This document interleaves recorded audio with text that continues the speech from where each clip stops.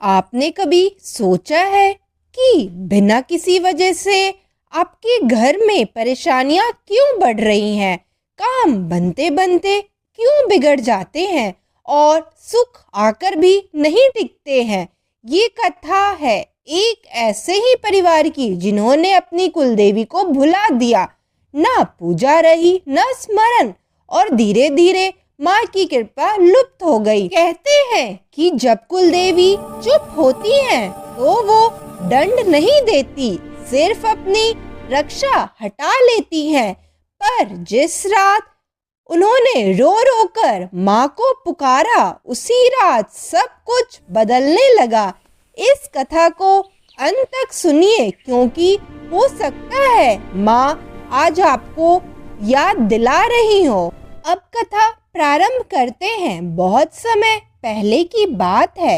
एक गांव में एक परिवार रहता था जो वर्षों से दुख, रोग और कलह से घिरा हुआ था। घर में धन तो आता था लेकिन टिकता नहीं था। संतान होते हुए भी सुख नहीं था। परिवार के बुजुर्ग चिंतित रहते थे कि आखिर इतनी परेशानियां क्यों हैं। एक दिन परिवार के सबसे वृद्ध सदस्य को स्वप्न में एक तेजस्वी देवी के दर्शन हुए। देवी ने कहा, मैं तुम्हारी कुलदेवी हूँ। जब तक मेरा स्मरण होता रहा मैं तुम्हारी रक्षा करती रही, लेकिन जब से मुझे भुला दिया गया तुम्हारे जीवन में संकट बढ़ गए। नींद खुलते ही वे कांप उठे।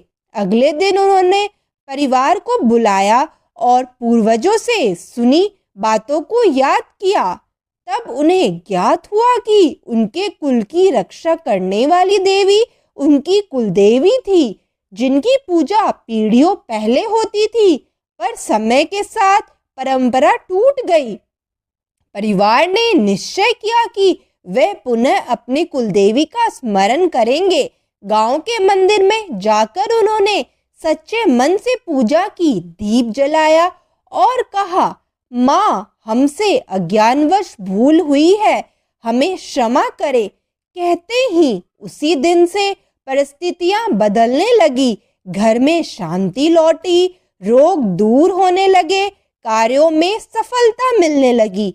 माँ कुलदेवी ने स्वप्न में फिर दर्शन दिए और कहा, मैं अपने कुल को कभी नहीं छोड़ती, केवल स्मरण और श्रद्धा चाहिए। कुलदेवी केवल देवी नहीं होती, वह परिवार की रक्षा करने वाली शक्ति होती है। जो अपनी कुलदेवी को याद रखता है उनका परिवार कभी समाप्त नहीं होता। जय माँ कुलदेवी। अगर जीवन में कभी कारण बाधाएं आ रही हो तो अपनी कुलदेवी का स्मरण अवश्य करें। अगर आपको हमारी वीडियो पसंद आई हो तो वीडियो को लाइक करें, शेयर करें, कमेंट में जय माँ कुलदेवी लिखें और सब्सक्राइब करना ना भूलें।